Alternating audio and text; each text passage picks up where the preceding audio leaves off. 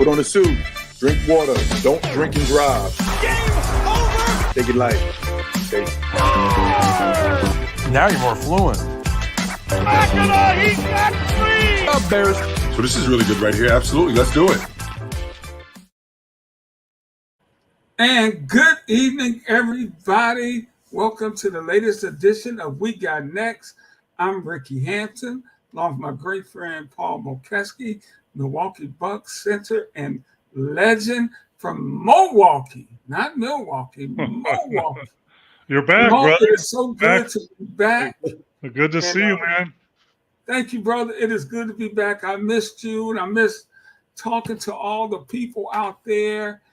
Rick and Mo are back and ready to take your questions and comments. It's been a couple of weeks. I was on the pup list. You're on the IR with your... Yeah, but I'm ready to rock and roll now, Mo. I've missed a lot, man. But I really couldn't wait to talk to you, to get your take, number one, on the Olympic Games, just as a former professional athlete who's played at the highest level, to see these guys, the best at their sports, whatever it may be, just giving everything for a little gold medallion. It's not little, and it's nice. And I was listening today, and I've been watching the games. I'll take them and I'll watch them. And I'm telling you, this reporters that are there are saying this is the most talented, impressive basketball competition that's ever been in the Olympics and World Cup this year. Wow. And that doesn't surprise you, right? No, it's getting better and better. I mean, you look at the teams. I think there's over 50 NBA players playing for different countries in the Olympics this year. That's 12 teams, by the way. Yeah, I heard 61 the other day. Yeah, so, but they're, it's growing. It's only going to get more and more tough to win medals for anybody and to win gold for the United States. I'm telling you, 4 years from now in LA, all these teams, France and Germany and Serbia, and they're all coming, South Sudan, who did a great job this year, they're all coming for us. And, it's a different game. FIBA basketball is told, like Steve Kerr said the other day, this isn't the NBA. It's not the NBA. And that's in a couple ways. Referees are totally different. They don't give you an inch. They don't give key players calls like they do in the NBA. They let teams be physical. You watch guards coming down the floor. They're getting like the old 80s, hand checks and grabs and holds and reaches. And, and on the inside, physical play is kind of like the 80s were. And, quite frankly, a lot of our NBA players, they're not used to that. And to top it all off, it's only a 40-minute game. For people out there, there's a lot of people that have no idea, how different it is. And, they're thinking about the goaltend rule and blah, blah, blah. That doesn't mean anything. They're thinking about the shorter three-point line. That doesn't mean anything. They shoot from where they want to shoot from. It doesn't matter. But what does matter is the physicality and the shorter game. There's only 40 minutes, not 48 like the NBA. And that means that's 40 less player minutes to play. So with 48, does 40 hurt USA or help USA? It hurts USA because teams. Why would a longer game benefit them?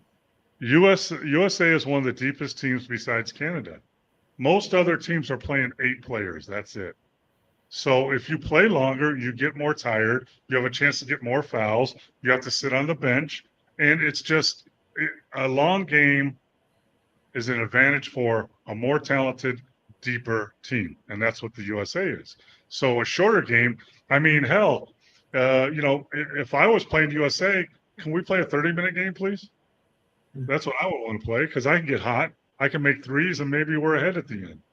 And that's a big difference. And, people are criticizing Steve Kerr for his rotations. They have no idea about basketball. You have 12 players. Everybody can't play in an NBA game. In an NBA 48-minute game, NBA teams have 9 players that play. maybe 10, maybe. I don't care how good you are. So in a 40-minute game, 40 less minutes per player. That means every position has 8 less minutes to play. So that you can't play everybody. Or you're gonna play guys that can't get in a rhythm because guess what? You just made a shot, but I got to take it out now because I got to play somebody else. An all-star game. Listen, I coached in a lot of G League all-star games, right? And what you do is you play everybody pretty equally until the fourth quarter, and you want to win. So that means you keep track of the minutes. So if this was an all-star game, every player on the USA team would play 16 minutes. That's it. Yeah. 40 times 5 is 200, divided by 12 is 16.6. So everybody would play 16 minutes no matter who you were. No one would get in a rhythm. So, and the other thing is they're 10-minute quarters and they go fast. There's less timeouts. And players, you can't call timeout. Only the coaches can call timeout. Players can't call timeout. Only coaches. And there's only times in dead balls that they can.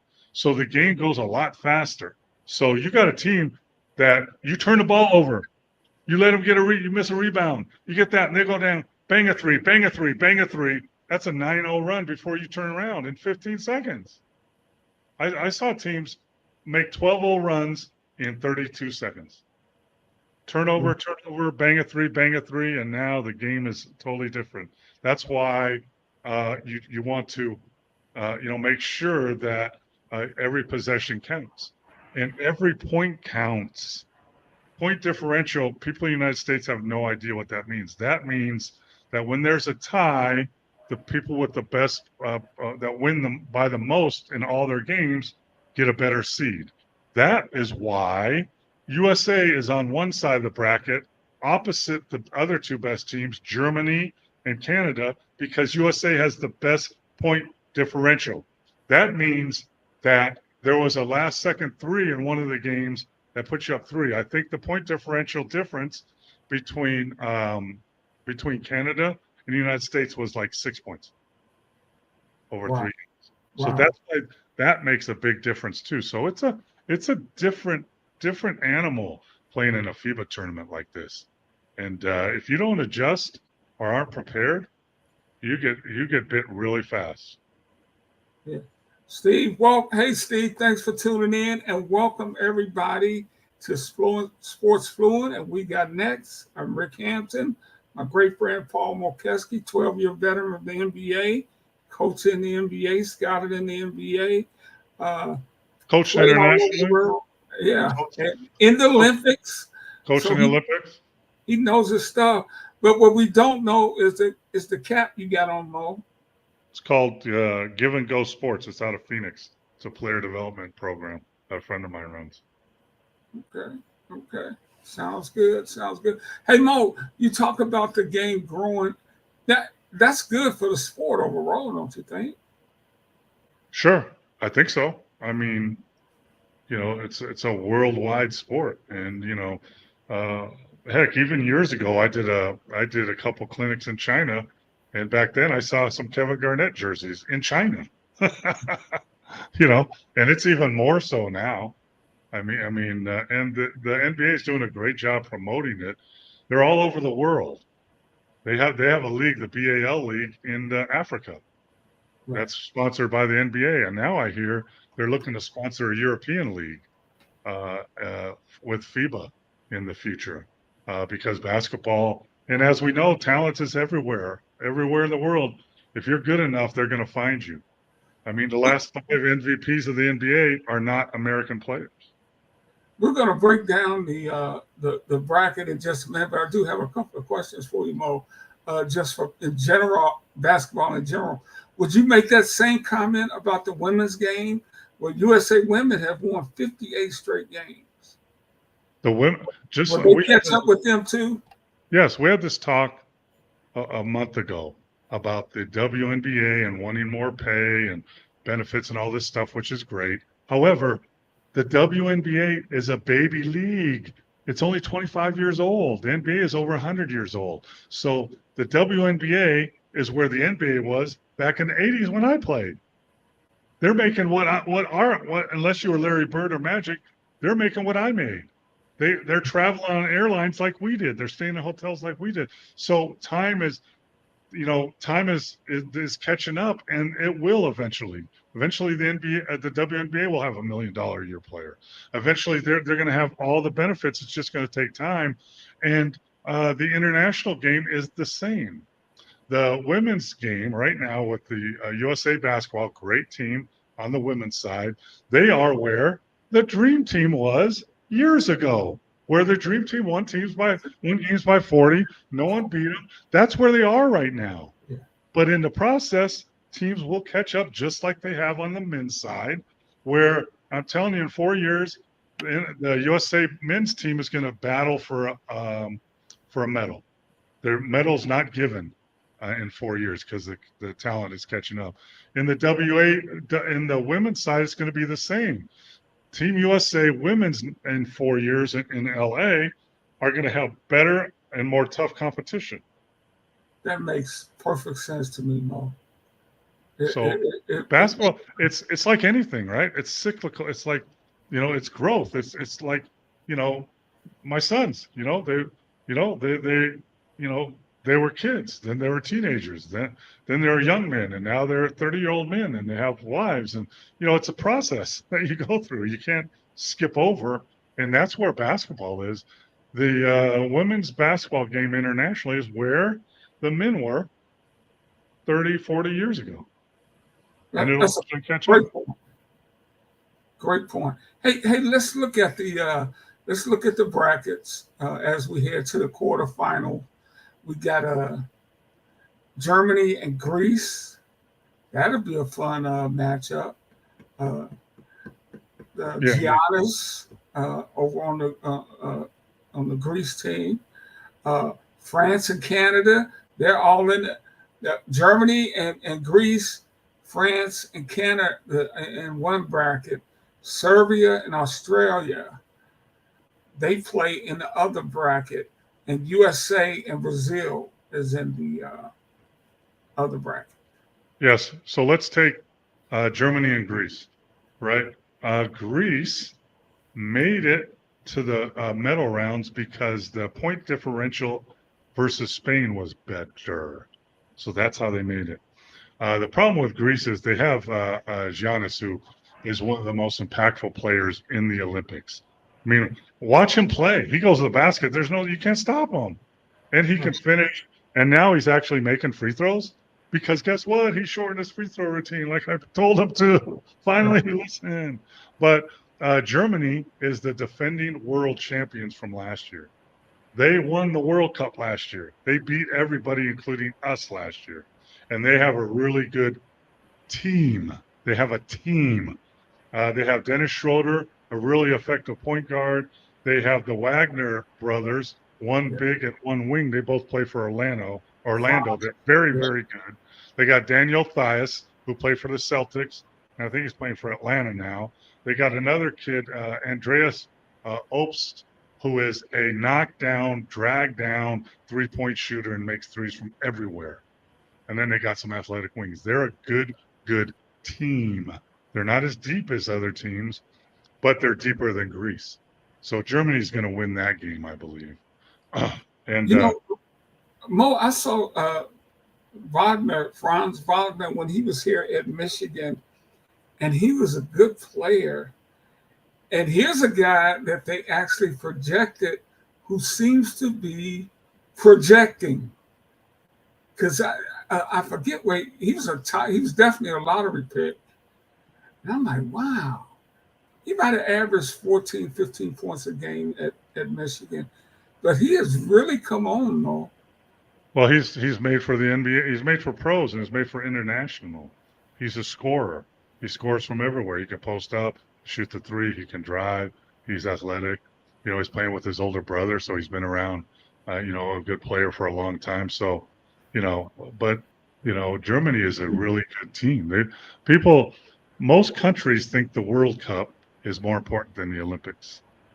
The United States, we don't think that way. We think the Olympics is the competition, but in Europe and overseas, they do not. And we send our JV team that got beat. We didn't even get a medal last year in the World Cup. We didn't get a medal. So, so Germany is really, really good, and they're capable of beating the United States if they play them down the road. But fortunately, in the other bracket, both Canada and France are very, very, very good. I mean, Canada has 10 NBA players on it. Canada might have the best backcourt, maybe even better than the United States. Who's the United States backcourt? Holiday, Ooh, Curry, and Tatum. the kid, Say Tatum. well, the guard from Arizona, from Phoenix. Booker. Yeah. Okay, guess who Canada's is? Shea Alexander, second in voting in the MVP race as a point guard. One of the best point guards. Jamal Murray, a champion of 2 years ago, a great two guard, and Dylan Brooks, who is a mean son of a bitch defender who can make threes now. So who's really better, right? The thing with Canada, they have 10 NBA players. You got those three. You got R.J. Barrett, who's playing great. You got Dort from Oklahoma City, a great wing defender. Nembhard, who is a really good guard. Dwight, but the problem is they have no bigs. Dwight Powell and Olnick are their bigs, and those are second-rate bigs. If you put Giannis and one of their other 7-foot guys that Serbia has on the Canadian team, they would win the gold, I bet. How about that? Yeah.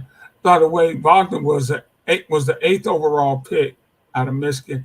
He was 6'8" at Michigan. Now they list him at 6'10", and he's great. I believe that. No, you got the wrong one. That's his brother. No, his brother is 7 foot. I got Franz. I'm looking right at it. I believe that he looks. I saw him play a lot. I think he's about 6'8", but anyway, his brother's 6'10", I think. But but going down the list, then you have France, right? Who has Wembyamba, Gobert, defensive player. They got Fournier. They got DeColo, who is an NBA player. And they got Bantam, who's playing really good. So they have a really, really good defensive team. But I got to believe Canada gets past them. But the key is, when we talk about point differential again, USA they only have to play one of those teams, Germany, Canada, or France, only one. So they have to go through two of them to get to the medals. Right. And that's huge. What? Okay, so you like Germany in the first quarterfinal over Greece? Yes. Okay, and Canada over France.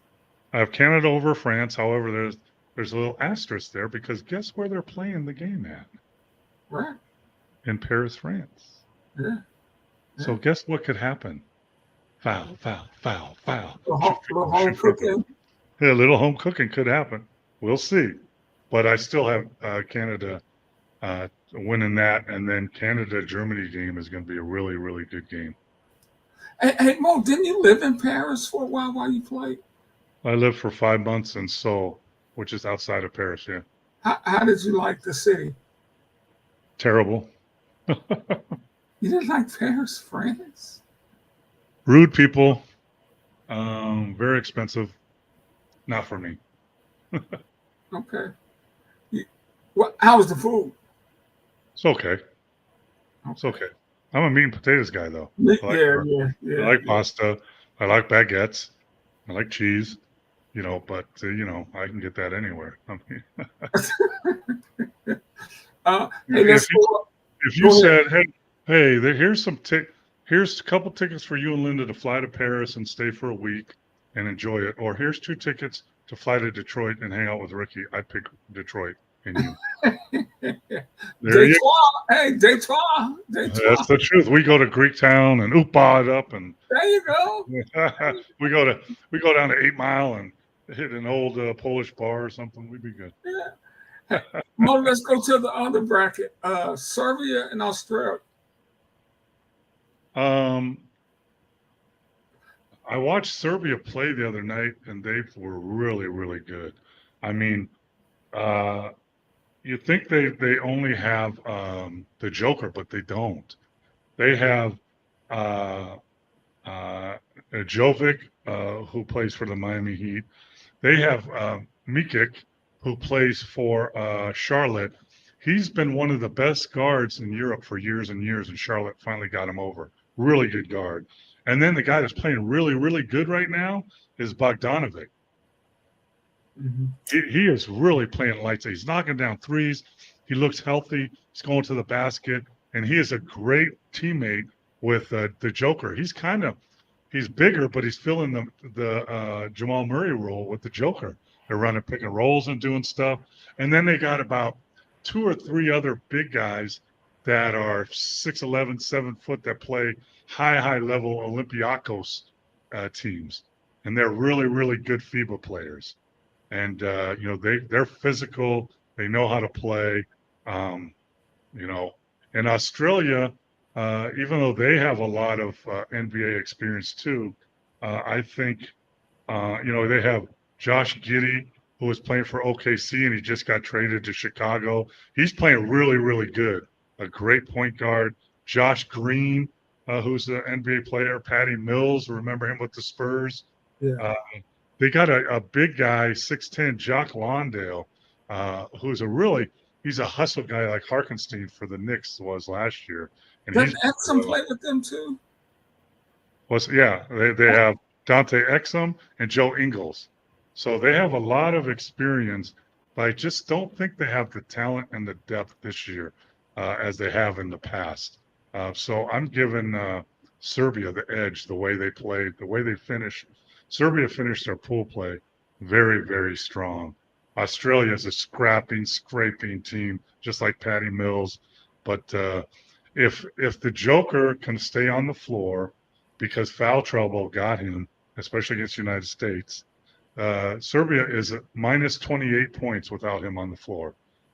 And when he's on the floor, they're a plus. So if he can stay out of foul trouble against Australia and play most of the game, I have Serbia winning that game.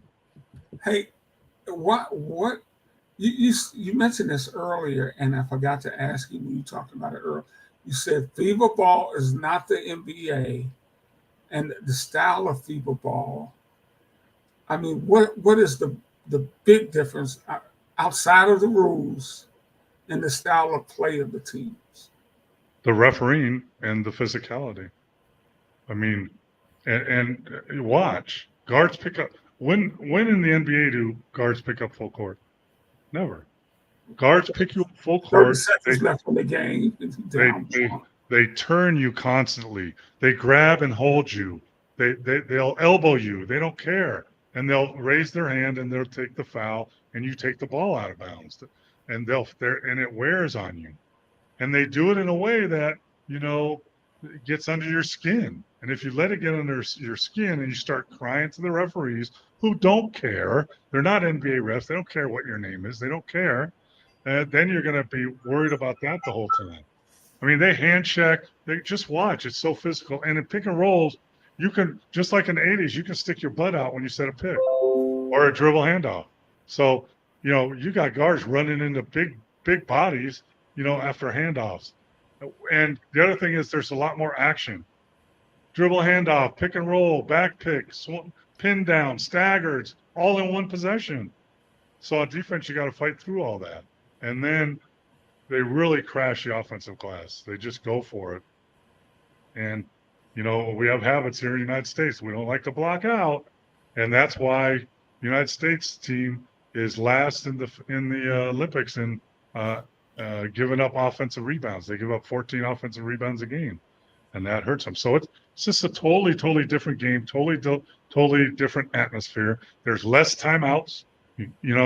There's subs coming in all the time, in and out. So and it's only 40 minutes long, short. Okay, let's get to Brazil and USA, Mo, and tell us, first of all, before you get to this game, your thoughts on how we have played so far, and what do we need to do to win it, and how can we blow this? I mean, because you said they can lose this. This is not a layup. Yeah. No, absolutely. They can lose. They could lose to Brazil. I mean, it would take craziness, it would take a lot of turnovers, not being able to hit a shot, and then Brazil knocking down threes all around. There's a three, there's a three, there's a three. And then after that, offensive rebound, because Brazil offensive rebounds. So yeah, if you play funky for a little while, it's only a 40-minute game. If you play funky for a little while, you have less time to catch up, and they can pile on faster and you can turn your head around. So, it would take something crazy to happen, but it could happen. But it's not going to happen. The United States is coached by legendary coaches. Steve Kerr, he's won the gold with the Olympics. He's won championships as a player. He's won championships as a coach. Spoelstra, who's won championships as an NBA player, he has FIBA experience. Ty Lue, same thing. So, they're not going to – there's no surprises here. And the one thing about Team USA, they're all superstars and all-stars, but they're sacrificing their time, yes, but also their game because, these guys are used to playing 35 minutes a game. And the guy that's averaging the most minutes in a game in the Olympics is LeBron at 24 minutes. That's like a backup in the NBA. I play 24 minutes a game. So they're sacrificing for that, and they need to keep doing that. I think, Steve Kerr has gotten all this criticism. Why didn't you play Tatum? Why didn't you play Embiid? Why you can't? This isn't NBA. Guess what? These guys don't play for Steve Kerr next year. So if you're going to be mad and whine about it, I got a whole bench here that I could play, and they're as good as you are. And I don't have to worry about you demanding, to go in the transfer portal if you're in college or free agency. You got to trade me now. I don't have to worry about that. So my thoughts are pure. I'm going to play the best guys on the floor that can help me win games, and he's done that. He's done that. It's been the media and fans complaining more than the players about it.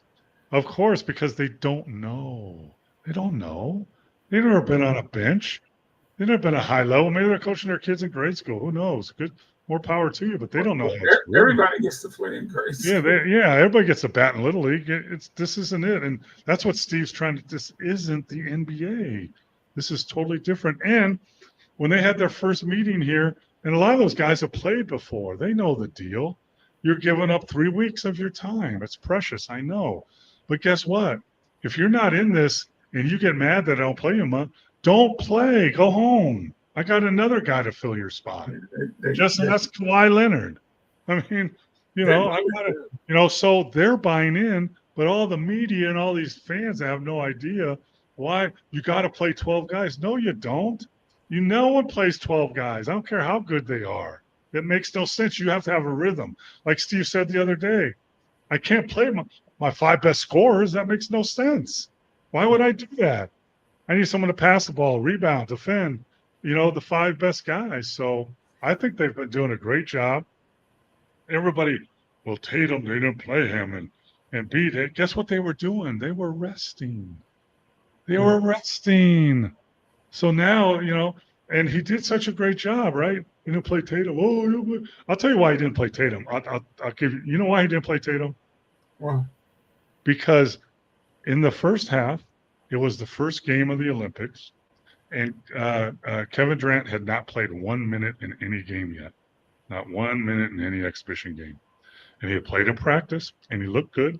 So we're going to put him in the first quarter, and guess what?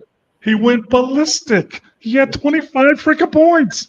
So guess where Tatum's minutes went? Instead of taking KD out, maybe after about 5 or 6 minutes, to give you a little feel, he let him play, and those are the minutes that Tatum probably would have got. People don't think about that. And then once the second half starts, I've been there before. I've been that guy, like in a blowout, and if I'm Milwaukee in a blowout, and we're up by 25 points in Philadelphia, and Nelly comes down the bench and says, "Hey, Mo, we got 2 minutes left. You want him or not?" "Nah, I'll pass. I'll just wait, coach. No big deal." Happens all the time. And these players were told before the game, probably be ready, but you're probably not going to get in this game. And it happens all the time. So, but I think the coaching staff has done a great job. Their substitution's been pretty on point. And it's really a credit to, but also a valuable asset to have 12 unbelievable players, because like the other game against South Sudan in the first quarter, they were horrible. The starters were terrible. They were like they were sleepwalking. It was probably a noon game. So guess what Steve does? He puts his second team in, and they go like on a 14-0 run. Yeah. I think I really Embiid doesn't look like he's mobile, but he's a big body, and we need him. He's a threat in the post, and we need a player like that against the Joker in Serbia and all their bigs. They have other 7-footers that are just as big as the Joker, and we need him in games. Just like Steve had said, we're going to need everybody at some point in this tournament. And you know what I think helps them too is that LeBron plays so unselfishly and hard. I think he likes being able to just watch these guys do their thing. He plays hard. He plays on team. I was at the first practice. He had the most energy. He played the hardest of anybody in that gym. I was there. And he's still doing it today. Watch him play. He plays hard. And when, like in Boston, when Larry Bird played hard, everybody plays hard. MJ in Chicago, Magic in the Lakers, Sidney Moncrief with the Bucks. If your best players are playing hard, guess what you got to do? You got to play hard. Guess what? He has no ego. I mean, last time I looked, he was averaging 14.7 rebounds and 7 assists. Pretty darn good. Yeah, in 24 minutes. Yeah, and in 24 minutes, I think it's a little less now. But, they're just going to I think they give up too many offensive rebounds. That scares me. I'm afraid Steph Curry has been bad. I mean, he's shooting 16% from the three-point line. That's got to change, though, doesn't it, Mo? It's got to, and we need it to. Right? And, we just need him to pick up his shooting. And guess who was the best pickup ever? That was all Derek White. Derek White plays, passes, defends, blocks shots, rebounds. Guess why? Because that's what he does in the season. He plays with Tatum and Brown and Porzingis and Hall. He's used to that role. He just plugged right in. I'm going to do what I do at Boston. There you go, LeBron. Here's a bounce pass, Steph. Here's a lob, Tatum. This is what I do in the regular season. And he defends. He defends the bigger guards. It's just a great pickup. Oh, we should have him around. No, he had the right piece. By the way, they get Drew Holiday back tomorrow too. That'll be big. His ankle, he plans to play next game, and I just love the way he plays. The guy that's taking the back seat, and rightfully so, Halliburton. Halliburton's an all-star, right? He was an all-star, and he's had to take a back seat, and no one's whining about him not playing, and he's happy. He was a big part of the World Cup. He, Anthony Edwards, were in the World Cup, and they were invited to come and play in the Olympics. And Anthony Edwards is doing great. He's doing his thing. Halliburton's not getting the playing time. He's not whining. He's cheering. He understands. Guess what? 4 years from now, he's going to probably be a starter. He understands that. And you know who else is playing great? Bam Adebayo. Yeah. Bam is just killing it. And you know why? Because he's playing the 4 next to Embiid most of the time. That's nice. It's a good fit. So, I like what they've done. They need to tweak some stuff. They've fallen asleep. They've let teams get leads in the first quarter. You can't do that moving forward. It's one and done now. And you let Serbia, you let Canada or Germany or France get a lead on you in the first half. I think South Sudan somebody had a lead on them of like 9 points at halftime in the pool play. You can't do that in the medal rounds because those teams won't let you come back. And they know how to preserve a lead. Hey, Mo, I got a question. Why is it we can't play 3-on-3 basketball? That's the first thing you learn. You got the wrong players.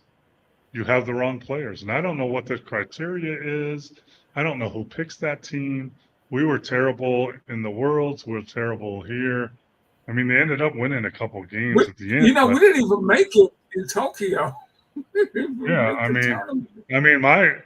my thought was they needed to bring four younger guys from the Big Three to play. Isaiah Briscoe, Corey Brewer, Chris Johnson. Those guys, they're used to playing 3-on-3 now, and they would have done well. I don't know why they should be thinking about that. I think I saw somebody say that is it Ice Cube who runs that? Yes. Yes, I think he's challenged the winners of the Big Three in the Olympics to come play his championship team, whoever that is, for 150 grand, winner take all. Wow. That'd be good. Ice like Cube to see knows that. how to promote that stuff, doesn't he, man? Wouldn't you like to see that? Yeah. I would love to see that. Yeah. You know? Yeah. But this, I have been, the women got beat, the men got beat. I'm like, come on, we could do better than that. We could do that. Although we gotta give a shout out to our friend of the show, Rick Berry. His son Canyon was out there just busting his behind, giving it everything he had out there. And, he won a game on a little hook flip shot. Looked like his dad. I played with his dad. He shot his free throws like his pop. I went to the right and he flipped it over the guy and won the game with it. Yep. He shoots the underhanded free throws, nothing but nets. He makes them all. He makes them all. Yeah. He just needs other teammates, better teammates. Yeah, my God. And well, anyway, we're going to work on that. We're going to work on that for LA, Mo. Any other thoughts about Olympic basketball?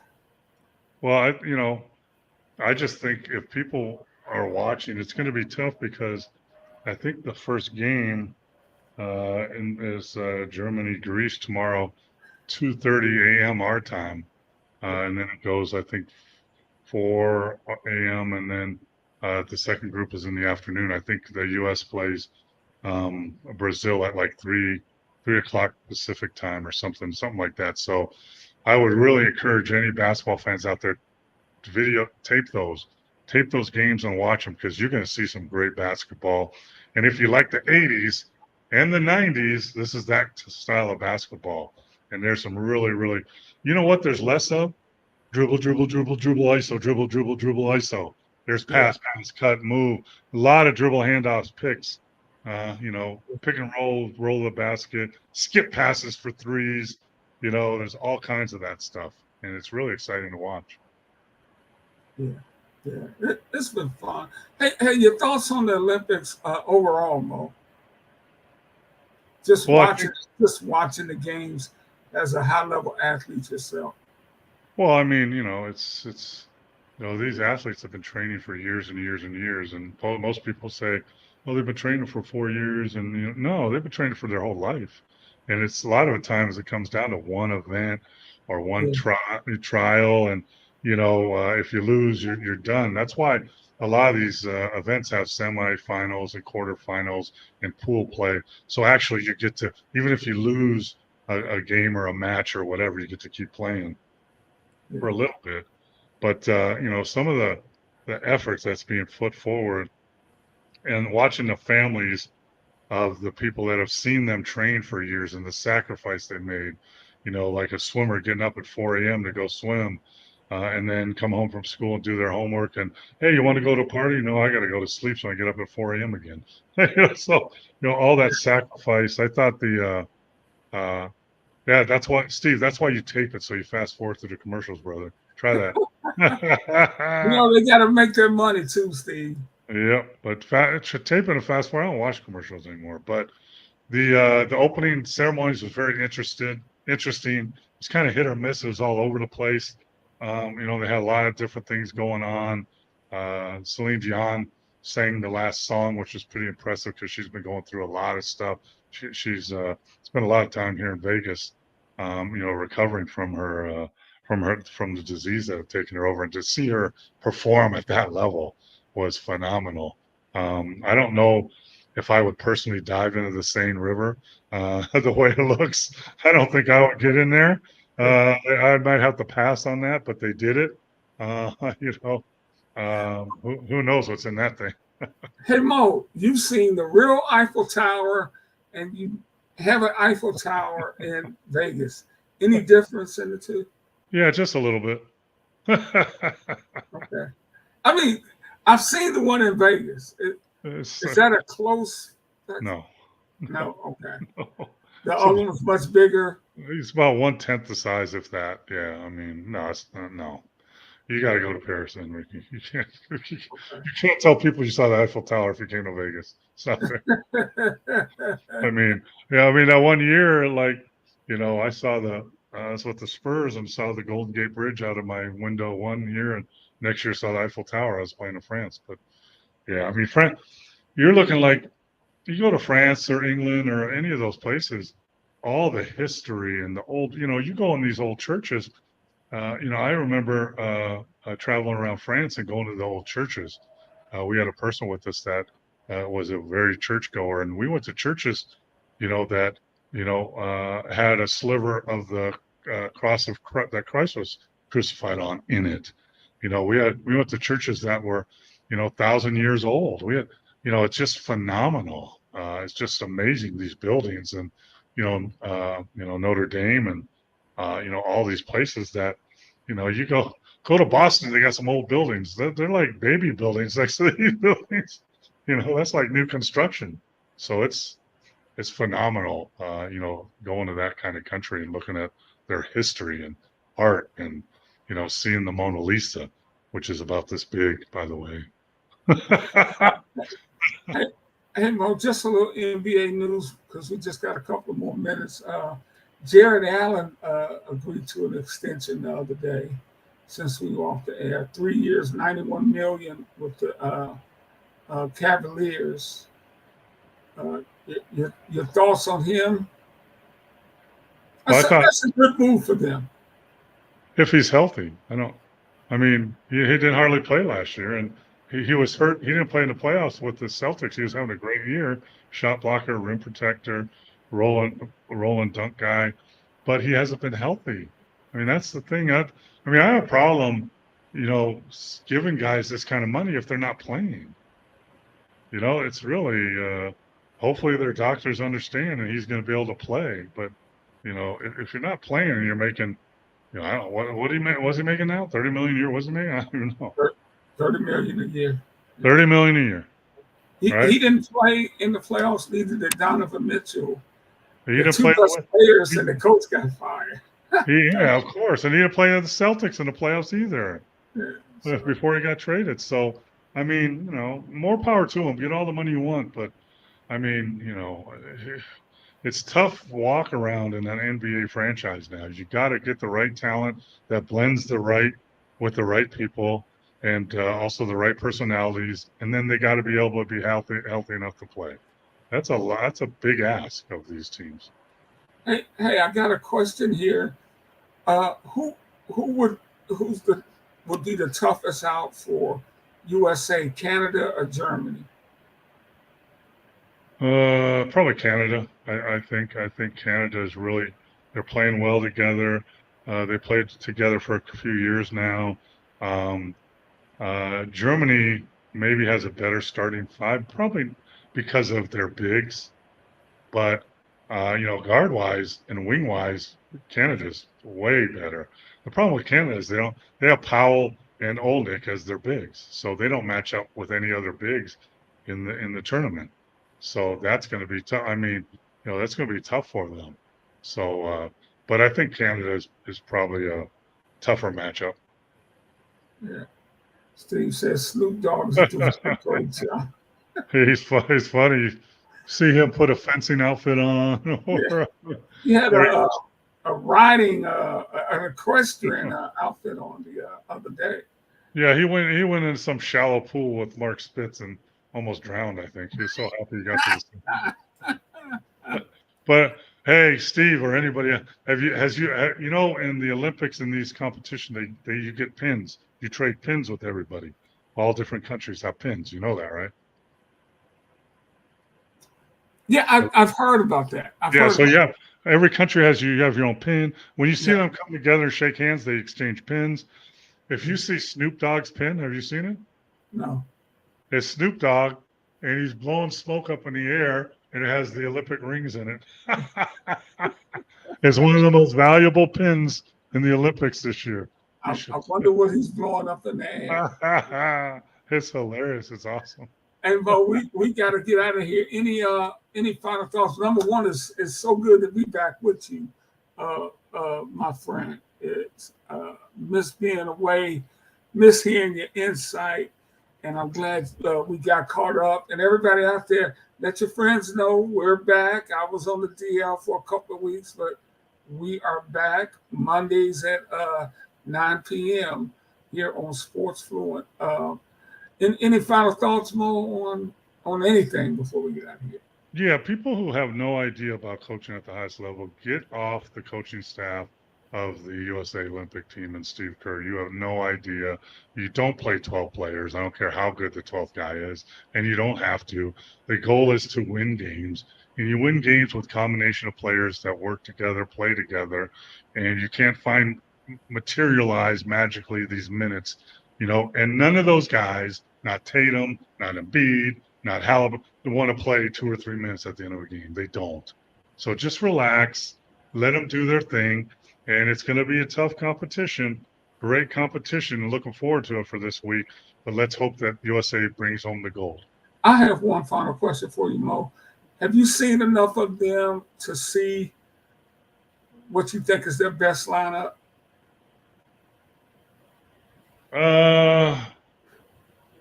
Yeah, I would say, let me say LeBron,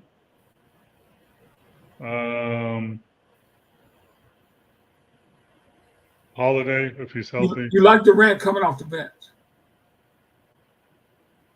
Yeah, but he's on. If I'm putting the best team out there, he's out there. Yeah. AD, KD, LeBron,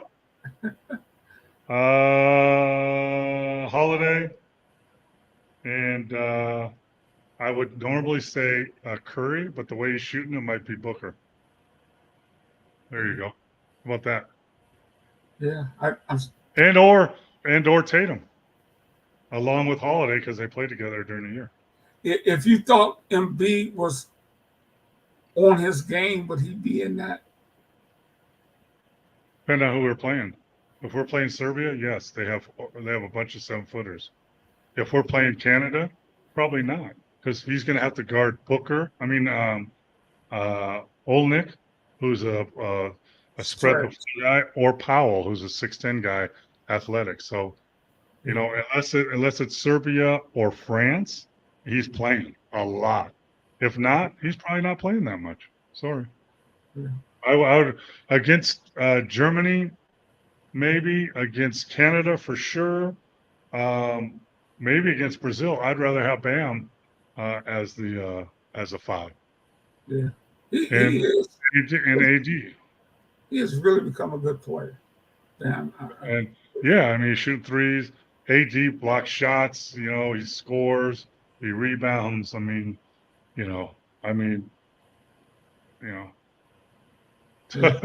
wish I had that problem.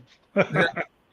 Hey, well, we got to get out of here. Thank you, everybody, for tuning in. We are back. We'll be back next Monday with my great friend, Pau Mokeski. I'm Rick Hampton. Good night, everybody. Take care. Take care.